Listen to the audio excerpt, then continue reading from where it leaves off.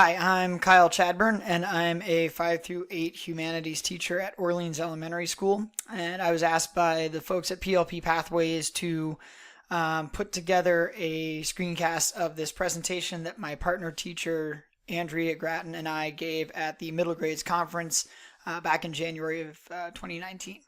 So basically, the project we've been working on this year is how can we find a way to make it so that our classrooms are promoting student voice and choice more, and also looking at how can we help our students feel enabled to control their own learning and move themselves forward.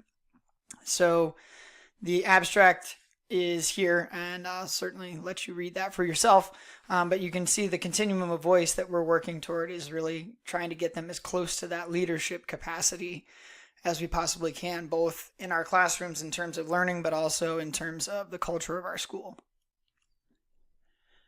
So the first facet that we focused on was negotiated learning, and we've sort of broken that down into stages as far as what we've been able to accomplish and what we're hoping to accomplish. So the 3 stages are kind of outlined here. I'll walk you through the first 2 that we've been working towards so far this year, and then talk a little bit about the third one afterward. So at stage 1, the choice and the negotiated part of this is really based on product and process. So one example is that we took part in the Global Read Aloud this year, and as we were doing that and reading the novel Refugee by Alan Gratz, we asked students to keep track of one of the 3 storylines in their journals, and later on that journal writing that they did, it was going to be adapted into another style of writing and also published in some way so that it could be made public. So the the actual project that we're doing was decided by Andrea and I, but the students were able to have some choice there in terms of what kind of writing did they want to do, and also what kind of product did they want to create in order to share their writing with the world. And in this project, they were able to also choose the storyline that they were following. So those are some examples of how choice was built into the project. An example of stage 2, which is choosing the product, and a little bit of the process, as well as the topic and some of the learning targets, is the unit that we're currently wrapping up right now. And the idea of this was the theme for the unit is revolution, and there are multiple components to the unit, starting with a sort of a intro to activism, talking about how people take action to make change, focusing then on revolutions or social, political, cultural movements from today and from history. We use the American Revolution as our example, but then went off and explored other revolutions from around the world. And then the last part is taking on activism and going out and actually being a part of that, and so finding a cause for which the students want to take action. So in that, there's been an argument writing piece that is built into it and that we've been scaffolding for them. The last part of it, where they're actually going out and taking action, that's where they get to choose their topic. They get to choose how they go out and take action, so that would be the product. And they also get to choose, aside from argument writing, what is another skill that they feel they need to work on. So we gave them the choice of presentation skills and research skills, and also some writing revision skills. And so these would be the learning targets that are negotiated, and that they can choose one of those, as opposed to these learning targets, which are the ones that are non-negotiable, the argument writing piece and the research piece. So stage 3 of negotiated learning is sort of where we're headed next and what we're hoping for by the end of the year, which is where we can really just provide a basic theme. Students will be able to identify all of the learning targets that they need to work on for that unit to move themselves forward based on their progress from the year so far. And we hope that they'll be able to really just guide themselves through that last unit of the year. But there's still definitely some skill building that we need to do before we get to that stage. The next part of our project here that we presented at the middle grades conference is blended learning. And this is something we've done with our 5th and 6th grade class as well as our 7th and 8th grade class this year. Much more so with the 5th and 6th graders, but we want to give you some examples of each. So some of the styles of blended learning. One thing that we've done a lot this year is menu-based activities. And so we provide kind of a list of, here are a bunch of resources. Here's the expectation that you sort of browse through and explore a certain number of them from each category, or choose a category that really speaks to you that you really want to focus on, and then gather what you can from that and go off and choose a manner in which you'll be able to share what you learned with the group. So this fell into our Revolution project, or our Revolution unit, where we asked students to learn a little bit more about activism, and we provided this menu of resources about the March for Our Lives movement. We were very fortunate to have been able to video chat with a founder of the March for Our Lives movement, and so this was the sort of the chance for us to get some background information before that video chat took place. And so students went off and explored resources from each of the 4 categories, and then created an infographic, one of 3 options for an infographic in order to share that information that they learned. We did a similar type of thing for our Injustice book clubs at the beginning of the year. There were 4 novels that students had a choice which one they would like to read, and as we were trying to make that informed choice about which book each student would prefer, we gave them a menu of options, giving sort of the background information for each of the 4 novels, things that you would need to know to really engage with the story that's taking place. And each of these links here takes you to that menu for each of the novels. So you can feel free to browse through those at your leisure. I'll give you an example of just one. This is for the Pants Project, and these are a list of resources about what it means to be transgender, experiences from those people who have come out, especially young people, and just some background information that would help our students better understand what the characters in the novel were experiencing before they jump into that novel. Another way that we've done this, Andrea is really great with this, is Hyperdocs, and it really allows students to move along at their own pace. So we set up this document. It's interactive. They walk through it step by step, and it helps to provide a lesson about a skill, practice for a skill, and then sort of an assessment for themselves to know, have I really got this? Do I need to go back and try it again? And then the last thing that we did, that we're still doing with our 5th and 6th graders, is playlists and a micro-credentialing system of badges.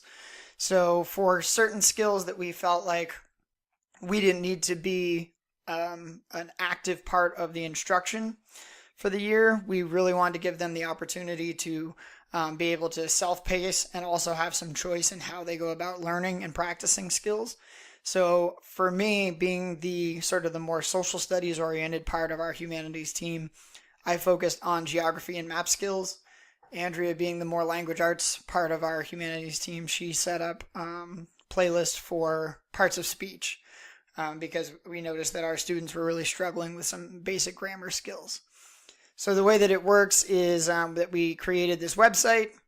Students go to the website, which is here, and they have links that they can click on that take them to resources depending on what they're working on. So for Andrea's part of this, she's got it broken down by the part of speech that you need to practice and the different aspects, and these are our learning targets. I can identify and define nouns. I can define and identify proper and common nouns, regular and irregular plural nouns. And then once they have been able to demonstrate mastery in each of those 3 categories, they would move on to the next part of speech, which is verbs. And you'll notice that there are lessons, there are games, there are videos, and that's really up to the student to decide how they want to learn and practice. For me, With geography, it's pretty straightforward. Same type of thing, learning states and capitals is an expectation. So there are activities that they can do here, videos that might be helpful in sort of memorizing the states, giving them mnemonic devices or songs that will help them to memorize those things.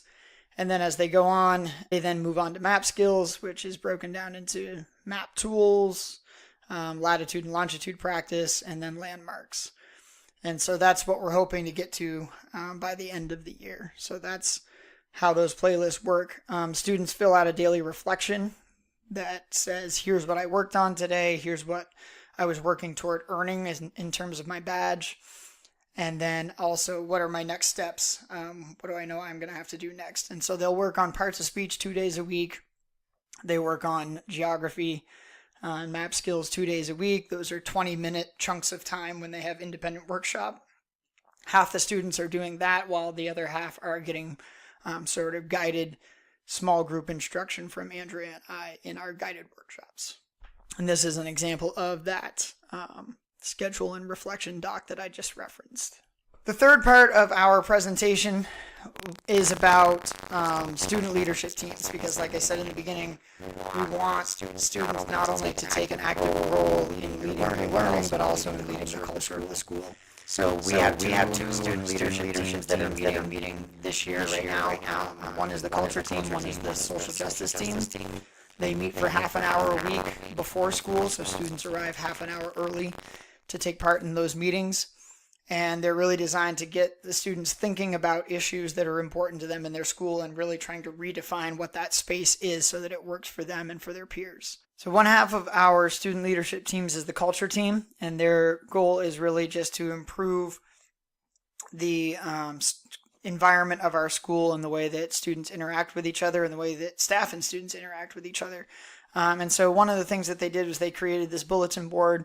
The idea was it's wintertime, and they wanted to have a winter theme, but they also wanted to have something to do with kindness and how we can be more kind to each other. And so they found a quote that connected those two themes. They put this up in the hallway in our middle school, and so it's up there to remind us at all times that kindness is a really important part of our day. The other thing that they came up with that I thought was really a great change for us to make, and it was really meaningful, is at the end of each quarter, we have an awards assembly. In the past, it's been very much based on honor roll, and now with a proficiency-based learning system in place, there's not really an honor roll in the traditional sense anymore. So how do we make that time, that awards assembly time, more meaningful? Because what we were hearing from students is that it wasn't really even meaningful beforehand, and now with the change in the grading system, it was even less meaningful. So our culture team came up with the idea of nominating each other for awards based on the transferable skills, which in our supervisory union, we call them the cross-content proficiencies. And there are 4 of them, as you can see here, that they are communication, perseverance, problem solving, and citizenship. And so they created this form. Students nominate each other. They give an example of what is it that this student has done that really made them stand out, that they should be acknowledged this quarter, and explain how it connects back to the cross-content proficiencies. And then we get a collection of those nomination forms, and we can look through them. And it's really nice to be able to have some input from the students on the awards, but also to see the things that they're seeing in each other that we may not be noticing on a daily basis as teachers. So that's been a really great change. The culture team has also been the site-based team for our learning lab. Andrea and I have participated this year in the Tarrant-sponsored learning lab program, which has been a really amazing experience. So when other teachers, students, administrators from other schools come to visit our school, our culture team serves as their tour guides, serves as their focus group for if they have any specific questions that they want to talk to students about, serves as the hospitality team. So at lunchtime, make sure they get to the cafeteria, make sure they're taken care of and that they feel at home. So that's been a really great purpose for the culture team as well. The other leadership team is the justice team, and it's broken into 2 subcommittees. The first is gender and sexuality. That team is led by Andrea, And what they've been working on is, number one, just getting a foundational understanding of what gender and gender identity means and some of the language that goes along with it, so that they can then get that knowledge out to the rest of our building, students and staff alike, and also move it into the community. So they came and presented at one of our staff meetings after putting a presentation together. They did a survey to find out how much does our staff actually know about the language of gender identity, and then did some training on that. And I think that was an eye-opening experience for those students to see maybe how much or how little our staff actually knows about these topics, and to be in a place of being able to lead them forward in learning more about these topics that they care about. And then they also talked about how can we make sure that these issues are coming up and being talked about at a lower level in terms of grade level, and that younger students are exposed to them. So they brought in some suggestions of how do we get these conversations started? How can we use picture books to get those ideas flowing early on? And I think that'll be a really good program, especially as we recently were awarded a grant from the Southern Poverty Law Center. So we are going to be investing in a lot of books to create sort of a social justice library in our school. And those picture books will be great for our justice team to use when they design activities, and they can go into those lower grade classrooms and do some training themselves. They also created a gender word wall, which will be up on a bulletin board soon, just to make sure that everybody understands the language of gender identity, so that when we are talking about these issues, we can use the right language, be respectful, be informed. The other half of the justice team, which I've sort of been leading, is the race subcommittee, and they have been examining issues of racial stereotypes and what it means to live in a system of white privilege. So we've done a lot of discussing about what those things mean, and they've been collecting resources, and they're building websites on each of those two topics that they are planning to publish later and be able to share with the community, so that they can share what they've learned and make our school community more informed on those topics. So our next steps for this project as we go forward is, number one, we want to expand negotiated curriculum in humanities. We haven't really introduced it much to 5th and 6th grade, so that's one of our goals. We want to offer more opportunities to 7th and 8th graders so that we can have them come in and start collaborating with us in designing the curriculum. We would love to form student planning committees, sort of like we observed on our visit to Shelburne Community School and Sam Nelson's classroom with his students. Have something similar to that in place, hopefully by the end of the year. We also want to continue to revise our badging system. We think that micro-credentialing has been working, and it has been good for students, and they seem to enjoy it. But we also need to make sure that we keep adapting our materials and our system so that it is really moving students forward. We also, as I mentioned before, are going to be creating a social justice library in our school using the grant money from that Teaching Tolerance grant through the Southern Poverty Law Center, collecting those texts, and then helping students to create activities and workshops that they can use to inform other students, both within our school and in other schools, as well as adults in the community. And we hope to have some of that in place by the end of the year as well. If you have any questions, comments, suggestions, or if you would like to connect with us or collaborate with us, we would love to hear from you. So please feel free to contact us at any time. Our contact info will be with this presentation. Also, please feel free to go through the presentation, click on all of the links that are supplied there, and check stuff out and use anything that you might find interesting or useful. We're happy to share, and if you like additional resources, please just let us know and we will share those with you whenever we can.